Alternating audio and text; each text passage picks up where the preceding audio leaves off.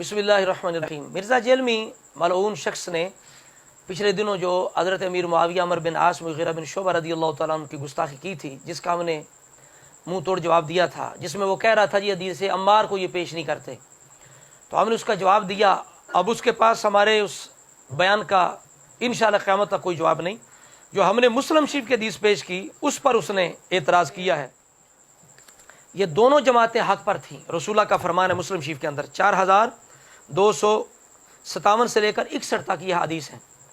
ان میں رسول اللہ فرماتے ہیں یقتلم اقرب الطائفتین من الحق، کہ میری دو جماعتیں آپس میں لڑیں گی، خارجی گروہ نکلے گا، خارجیوں سے دونوں میں سے جو حق سے زیادہ قریب ہوگی وہ قتال کرے گی۔ تو ثابت ہوا کہ حق پہ دونوں ہوں گی، زیادہ قریب وہ ہوگی جو قتال کرے گی، تو وہ جماعت تھی مولا علی شیر خدا کی۔ اب اس پر مرزے جو جہنمی ہے اس نے اپنی جہالت کا مظاہرہ کیا اور قرآن پاک کو پیش کر رہا ہے ہوگا۔ تو کہتے دیکھیں حضرت علی کے ساتھی حق کے زیادہ قریب تھے، مخالفین بھی حق پر تھے، کیونکہ اقرب الی الحق آیا۔ سر یہ اگر آپ کا قانون مان لیں نا تو سورہ آل عمران کی آیت نمبر 167 میں منافقین کے بارے میں آیا کہ غزوہ احد کے دن وہ اقرب تھے کفر کے بنسبت ایمان کے۔ تو کیا منافق ایمان والا بھی ہوتا ہے؟ وہ تو کفر سے بھی آگے کی ڈگری ہے۔ یہ عرب کا محاورہ ہے۔ اقرب الی الحق کا مطلب حق والا ہے۔ کیوں؟ جب بخاری میں آ گیا کہ عمار کو باغی جماعت قتل کرے گی، عمار انہیں اللہ اور جنت کی طرف بلائے گا، وہ جماعت جہنم کی طرف بلائے گی۔ جو جماعت جہنم کی طرف بلا رہی ہو وہ حق سے اس کا دور کا بھی واسطہ نہیں ہوتا۔ اور یہ میں آپ کو بتاؤں، یہ بات بالکل ٹھیک ہے۔ یہ جو اجتہادی خطاب والا انہوں نے دور کا اجتہاد کیا ہے، وہ حدیث بخاری مسلم میں یوں ہے کہ اگر حکمران وقت اجتہاد کرے اور وہ غلطی پر ہو تو اسے 1 اجر ملے گا، اور اگر اس نے صحیح اجتہاد کیا تو اسے ڈبل اجر ملے گا۔ مخالف کا کبھی ذکر نہیں آیا، یعنی یہ ہو سکتا ہے۔ اصل میں تو اس کا جواب ہے قانون، اور یہ سب سے زیادہ فریضہ ہے جیلمیوں کا کہ اس کو قانون کے حوالے کریں۔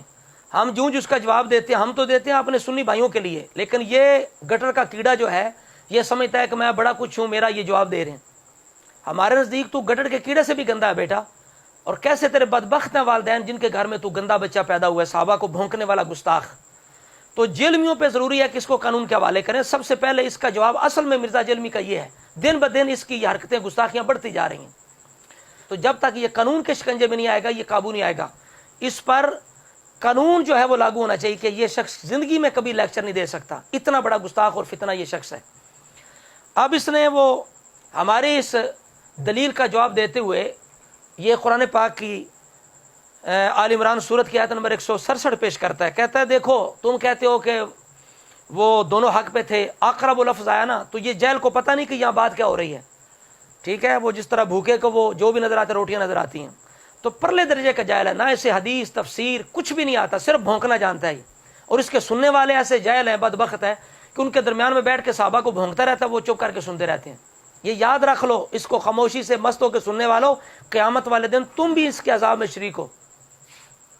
اب قرآن کیا کہتا ہے؟ ہم للکفر یومئذ اقرب منہم للایمان۔ غزوہ احد کی بات ہو رہی ہے کہ منافق اس دن ایمان سے زیادہ کفر کے زیادہ قریب تھے۔ اب کہتا ہے دیکھو جی کیا منافق ایمان والا ہوتا ہے؟ خود قرآن کہہ رہا ہے کہ ایمان سے زیادہ کفر کے قریب۔ تو اب کیا مطلب ہے؟ چونکہ وہ دعویٰ کرتے تھے ایمان کا، اسی وجہ سے تو وہ جنگ کے اندر شریک تھے، مسلمانوں کے اندر شامل ہو کے دعویٰ ایمان کا کرتے تھے، اس لحاظ سے مسلمانوں کے احکام بھی ان پر لاگو ہوتے تھے۔ زبان پر دعویٰ ہوتا تھا، دل میں کفر۔ تو قرآن کہتا ہے اس دن وہ دعوے سے زیادہ جو اصل میں جو کفر ہے اس کے زیادہ قریب ہے۔ تو یہاں تفضیل کا جو ہے وہ قاعدہ لگا ہے، اقرب اس میں تفضیل آیا ہے کس چیز کو بیان کرنے کے لیے؟ کفر ایمان کے درمیان جو مقابلہ ہے اس میں سے زیادہ ایک چیز کی زیادتی بیان کرنے کے لیے، چونکہ مصدر ایمان کی زیادتی بیان کرنے کے لیے آتا ہے۔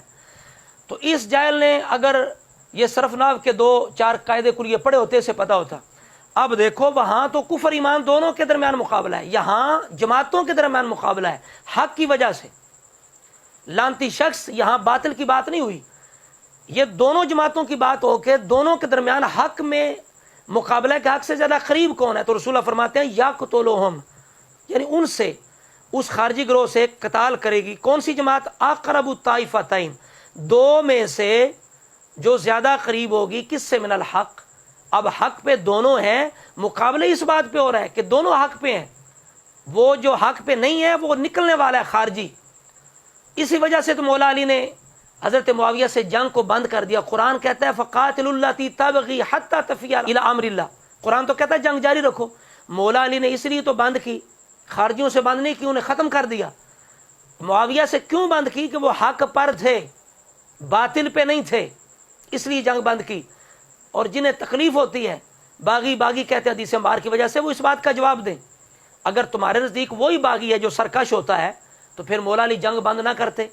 और जो ये बागी कहते हैं ना हज़रत मुआविया के गिरोह को, आज की ज़ुबान में बागी, इन बदबख्तों को शराबी कहा करें। शराबी कहें, क्यों कहा? तो कहें वो अरबी वाला जो शराब है उस वजह से कहा, उर्दू वाला नहीं कहा। तुम साहबी रसूल के लश्कर को, साहबी रसूल को बागी को तुझे शर्म ना आए, हम तुझे शराबी के अरबी वाला शराब जो होता है तो तुम्हें तकलीफ हो, इस वजह से करके असल बागी होते जो बातिल पे होता है, सरकश होता है, तो हज़रत अली कभी भी जंग बंद ना करते। इमाम हसन कभी भी उनकी बायत करके उन्हें उम्मत का इमाम ना बनाते। बदबख्तो, तुम्हें ना हज़रत अली का फैसला समझ आ रहा है, ना हज़रत इमाम हसन का फैसला समझ आ रहा है, तुम राफजियत के पीछे लगे हुए हो।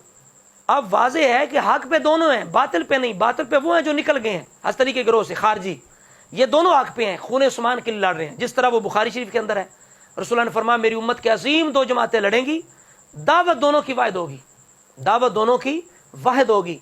यही वजह, दोनों की दावत एक थी तो दोनों हक पे थे। तो यहाँ तफसील जो है, ये मुकाबला ये दोनों गिरोह में हक के लिहाज से हो रहा है, वहाँ कुफर ईमान के लिहाज से हो रहा है, यहाँ बातिल का लफ्ज़ ही नहीं है मिर्ज़ा जानवी। तो इस वजह से करके ये है इस बात का जवाब। और फिर कहता है जी देखो हम तो हदीस पेश कर रहे हैं बुखारी शरीफ की, जब भौंकना होता है ना हज़रत मुआविया को तो फतहुल बारी याद आती है। लेकिन इस हदीस अम्मार के तहत जो कुछ इमाम इब्न हजर ने लिखा वो इस मिर्ज़ा जलमी को नजर ना आया। 447 हदीस के तहत कहता है देखो जी मुज्तहिद कैसे हो गए। तेरा बाबा इसहाक जालवी बदबख्त, जो हज़रत मुआविया पर जब जुबान लटका रहा था, कह रहा था मुआविया का इज्तिहाद नहीं था लेकिन इब्न मुलजम का इज्तिहाद था, नाउज़ुबिल्लाह अस्तग़फिरुल्लाह। ये है तुम्हारी असलियत। इज्तिहाद मानने पे आओ तो इब्न मुलजम का मान के उसके लिए अजर साबित कर दो हज़रत अली के कातिल के लिए। अगर ना मानने पे हो तो साहबी रसूल हज़रत मुआविया पर जुबान चलाते रहो, भोंकते रहो। ये है तुम्हारे नसीब, ये तुम्हारे मुक़द्दर हैं। लानत हो ऐसे मुक़द्दरों पर। रमज़ान शरीफ के दिन अमीरुल मोमिनीन नमाज फजर पढ़ने वास्ते गए, दरवाजे दाखिल हुए। अब्दुर्रहमान किड्डा ना चंगा, अब्दुर्रहमान इब्न मुलजम, और वो भी सारी उम्मत मान ली है, धोखे की गल नहीं, असल वो इज्तिहाद की काम ऐसा ही गल जे कातिल जरूर है मगर इज्तिहाद ना मुआविया दा कहे ना जी कोई इज्तिहाद नहीं, जान बुझ के सब कुछ करते लाल ओदा इज्तिहाद। बंदा नेक सी, जिक्र करने वाला सी, अल्लाह अल्लाह करने वाला सी, मगर मुगालते का शिकार। तीन बंदे बह गए मक्के च, तिन्हों ने फैसला किया कि सारी उम्मत फसाद तिना बंदे अली दा मुआविया दा। अब देखो इब्न हजर को काश पढ़ लेते। पहली बात तो ये है, ये भी हमारा सवाल है मिर्जे पे कि हदीस खबर वायद जन्नी होती है या कती होती है? तो क्या जन की बिना पर किसी पे इल्ज़ाम हो सकता है? पहले तो इस हदीस को, हदीस अम्मार को, इसके अल्फाज जो हैं इनको इत्तेफाकी साबित करो। ये इल्हाकी है, ये मुदरज रवायत है। इब्न हजर क्या कहते हैं? वालम अन्ना हाज़िर ज़ियादत लम यज़कुर हल हुमैदी फिल जमी, हुमैदी ने जमा के अंदर ये ज़्यादती बयान नहीं की। कौन सी? तक़्तुलुहुल फ़ियतुल बाग़िया। कहते हैं ये असल अल्फाज हैं ही नहीं बुखारी के। वक़ाल, और कहा, हुमैदी ने कहा, इन्नल बुखारी लम यज़कुर असलन, इमाम बुखारी ने असलन जिक्र ही नहीं किए, बाद में किसी ने मिला दिए। कहते हैं मुझ पर जो बात ज़ाहिर हुई है, वयज़हुरुली अन्नल बुखारी हज़फ़ा आमदन, इमाम बुखारी ने जानबूझ कर हज़फ़ किया। क्यों? वज़ालिका लिनुक्ततिन ख़फ़ियतिन, एक खुफिया इसके अंदर नुक्ता है। वो क्या है? हिया अन्ना अबा सईद अल खुदरी ए तरफ़ा अन्नहु लम यस्मा हाज़ि ज़ियादत मिनन नबी। अबू सईद खुदरी ने इकरार किया है कि हमने ये ज़्यादती रसूला से नहीं सुनी। आगे क्या फैसला करते हैं? इब्न हजर कहते हैं फ़दल्ला अला अन्ना फ़ी हाज़िर रवायती मुदरजतुन, तो ये दलील है कि ये रवायत मुदरज है। मिर्ज़ा खबीस मलून, ये रवायत मुदरज है। पहले इस रवायत को सही साबित करो और फिर ये बताओ कि सही रवायत भी जन्नी होते है या कती? क्या जन की बिना पर साहबी रसूल पे जुबान चलाई जा सकती है? फिर बिलफर्ज अगर ये रवायत सही भी मुदरज ना भी मानी जाए तो इब्न हजर ने जवाब दिया है। तुम कह रहे थे ना वो इज्तिहाद कैसे हो गया? ये उम्मत के उलमा का फैसला है। तुम्हारा बाप इसहाक जालवी तो अब्दुर्रहमान मुलजम को मुज्तहिद बना गया ना, हम हज़रत मुआविया को मुज्तहिद कहें तो तुम्हें जनाब आग लग जाती है। ये देखो कहते हैं कि ये कैसे हो सकता है कि दोनों तरफ से आबी हैं और वो दोज़ख की तरफ बुला रहे हो। कहते हैं फल जवाब जवाब के अन्नहुम कानू ज़ान्नीन अन्नहुम यदऊना इलल जन्नह, वो अपने गुमान में जन्नत की तरफ बुला रहे थे।